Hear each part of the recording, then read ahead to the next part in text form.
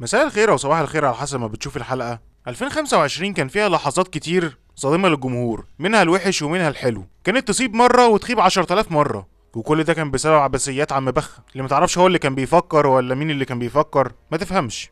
كان شاطر بس في الدعايه والاعلانات، ويقعد يعشم الجمهور ويقعد يعشمنا بحاجات يعني عمرها ما بتحصل اصلا، وبيطلع بق في الاخر. فعامه اللحظات اللي هتكلم فيها هي لحظات صدمتك كجمهور، سواء كانت لحظه حلوه او لحظه وحشه. ويلا بينا نخش في التوب 10 للحظات الصادمة اللي حصلت في 2025، ويلا بينا نخش في الحلقة. ونبدأ بالمركز العاشر على طول، وهتكون عن عبثية عم زاروك. وده امتى؟ في عرض الرو الأول على نتفليكس في 2025، واللي كان معمول له اعلانات ضخمة جدا ودعاية واخبار وقد ايه الصفقة دي قوية، وتريبل اتش يقعد يعشم الجمهور، واعلان عن مشاركة رومان رينز ووجود زاروك وجون سينا واساطير، وطبعا هيبقى في ماتشات قوية ولا كأنها راس المنيا. حرفيا هو عشم الجمهور يعني تريبل اتش ده وعم بخة ان دي هتكون راس المنيا في عرض الرو. بس طبعا يعني كل ده ولا اي حاجة خالص، كل ده اتهد باستيكا مع لحظه ظهور زاروك، واول ما فتح بقه بس واتكلم. كان من بدايه العرض بسم الله كده يعني. المهم مع لحظه ظهور زاروك والكلام بتاعه على المايك، تقول خلاص ان هو هيستكمل العداوه بتاعته والقصه اللي كان بادئها مع رومان رينز وكودي رودز.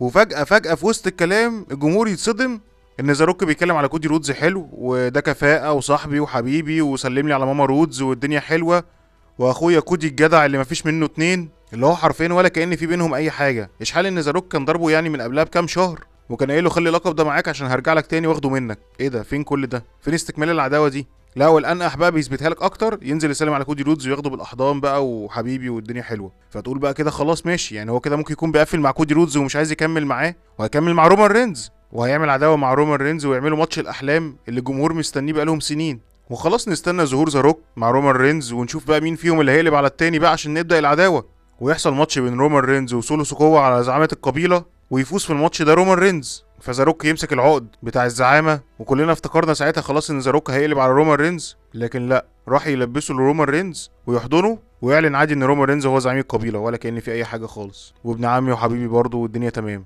اللي هو ايه ده؟ كل ده خلص بسهوله كده؟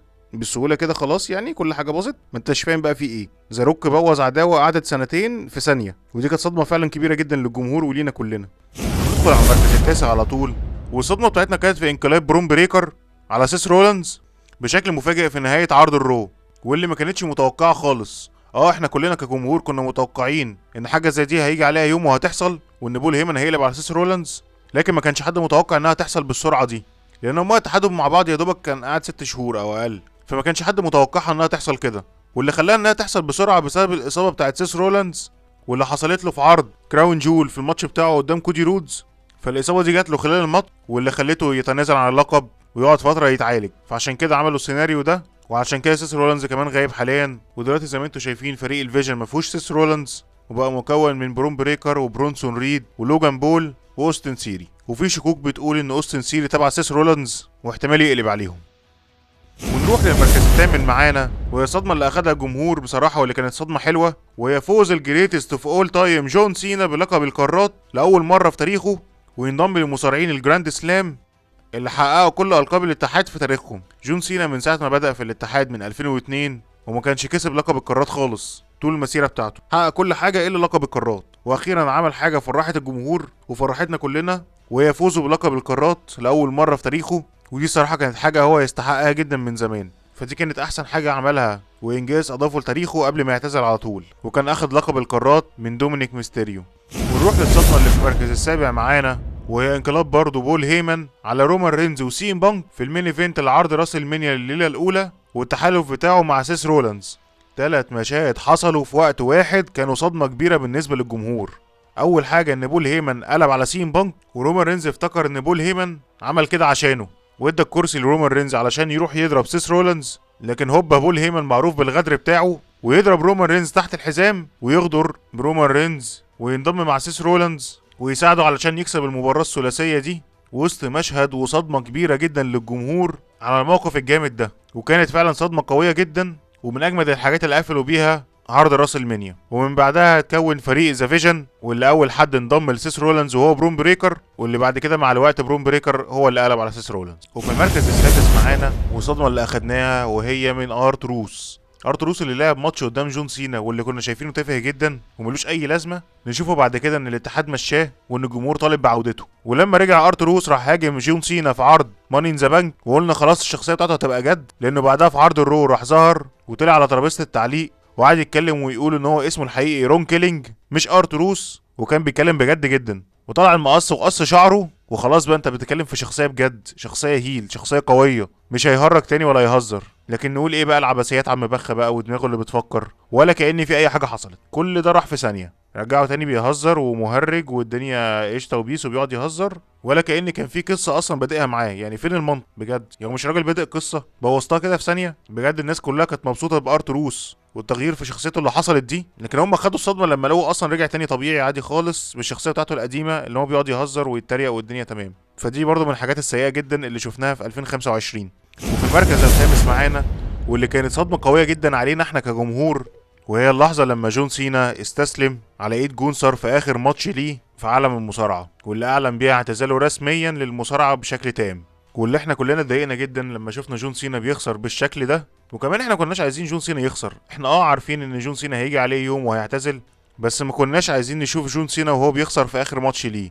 انا عارف انها تسليم رايه او تسليم شعله، لكن هو جون سينا ليه يخسر اصلا؟ يعني هو مش محتاج ان هو يخسر. بجد مشهد كان صعب جدا جدا وزعل ناس كتير جدا واطفال. مشهد جون سينا ده لحد دلوقتي محدش قادر يتقبله، لانك انت بتتكلم في جون سينا يعتبر هو من احسن الناس في عالم المصارعه، واللي عمل اسم للدبليو دبليو اي بشكل كبير في العالم كله. وزي ما قلنا قبل كده، للي ما يعرفش مصارعه يعرف مين جون سينا. وغير كده كمان جون سينا ده يعتبر بطل طفولتنا، فعلى الماتش الاخير ده واخر ظهور لجون سينا فكلنا بنقول ثانك يو سينا. نروح للمركز الرابع معانا، وهو في نهايه عرض سمر سلام الليله الاولى بعد ما كسب سي ام بانك جونسر واخد منه لقب العالم للوزن التقيل، واللي اخيرا كمان كلنا فرحنا ان سي ام بانك اخيرا اخد لقب بعد غيابه اللي قعد فيه 10 سنين، واخر لقب شاله كان من 12 سنه. وفجاه وسط احتفاله مع الجمهور وفرحتنا بيه تدق موسيقى المصارع سيس رولانز، واللي المفروض ساعتها ان هو كان مصاب ومجبس رجله بسبب الاصابه اللي حصلت له في عرض ساتردي نايت مين ايفنت في الماتش بتاعه قدام الي نايت، وما قدرش يكمل الماتش بسبب اصابه رجله. ونتفاجئ فجاه ان سيس رولانز بيفك البتاع اللي رابطها على رجله دي وسط صدمه ومشهد قوي جدا، بعد ما كانت كل الناس متاكده ان سيس رولانز ده اصلا مصاب، ومحدش متوقع خالص ان هو يطلع عشان يصرف الشنطه على سي ام بانك وياخد منه اللقب. وفعلا طلع الحلبه وضرب سي ام بانك وصرف الشنطه واخد منه لقب العالم للوزن التقيل، واللي كان حقيقي مشهد قوي جدا واللي كلنا سقفنا له فيها. واللي بصراحه الحاجه الوحيده اللي عملها تريبل اتش في السنه كلها كانت بفكره حلوه بصراحه، بس الباقي كله عبث برضه يعني. وفعلا مشهد سيس رولانز ده صدمنا جدا وحقيقي اتعمل له بناء قوي. ونروح للمركز الثالث معانا، وهي عوده الوحش بروك ليسنر بعد غياب سنتين، وسط صدمه كبيره جدا من الجمهور لان محدش يعرف عنه اي اخبار ولا حد بيعرف يسمع عنه حاجه. وكانت صدمه قويه جدا عن عوده بروك ليسنر، عشان اغلب الناس كانت متاكده ان هو بنسبه كبيره اصلا مش عارف يرجع خالص في الوقت ده بسبب المشاكل اللي وراه قضيه فينس ماكمان.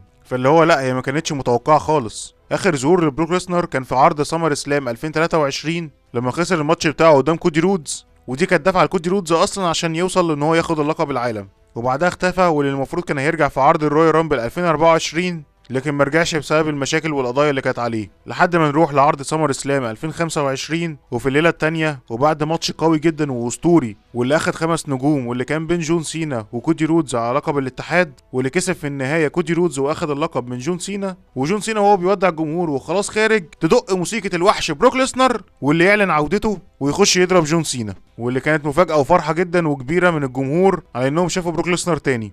ونروح بعد كده للمركز التاني، من وجع المركز التاني علشان الصدمه بتاعتنا كانت فوز الاسطوره جي اوسو بالرويال رامبل 2025. يا نهار ابيض، ايه ده؟ لا بجد ايه ده؟ ماتش رويال رامبل مشارك فيه جون سينا، سيس رولانز، سي ام بانك، درو ماكنتاير، رومان رينز، ماتش فيه عتاوله الدبليو دبليو اي كلهم، فلازم حد من الناس القديمه والخبره دي واحد منهم لازم اللي هيكسب. انت تتوقع كده، لكن لا، عم بخل يعني لازم يعمل فينا حاجه، وساب كل دول وساب كل الناس التقيله دي واختار لك جي اوسو هو اللي يكسب. طب يا ابني ما انت عندك رومان رينز اخر مشاركه لجون سينا، يعني يفرحوا باي حاجه. سي ام بانك اللي ما شمهاش خالص، لا هو جي اوسو.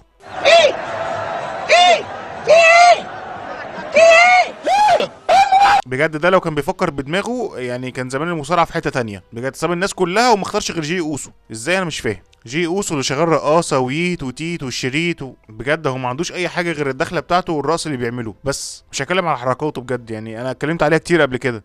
لا بقى وكل كوم. والصدمه التانيه في الماتش بتاعه قدام جونسر على لقب الورلد هيفي ويت تشامبيونشيب في عرض راس المنيا، لما خلى جونسر يستسلم. جونسر اللي ما بيخسرش اصلا خسره استسلام. يعني جونسر اللي خلى جون سينا يستسلم، اللي جون سينا ما بيستسلمش، جي اوسو خسر جونسر استسلام. لحد دلوقتي محدش قادر يقتنع بيها، وبجد اعبث حاجه حصلت واحنا شفناها واتصدمنا بيها بصراحه يعني. فمنك لله يا عم بخ.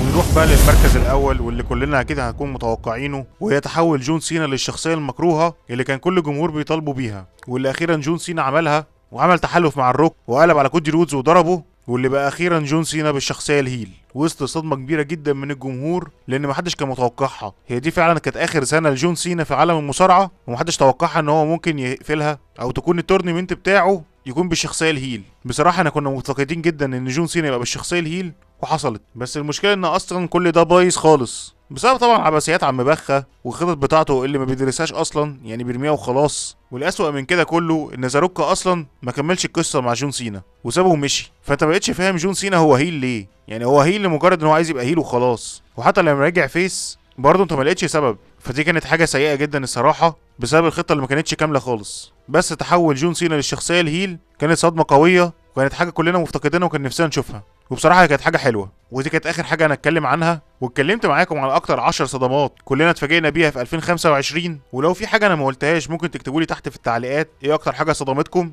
ومستني اعرف رايكم. وهنا اكون خلصت. سلام.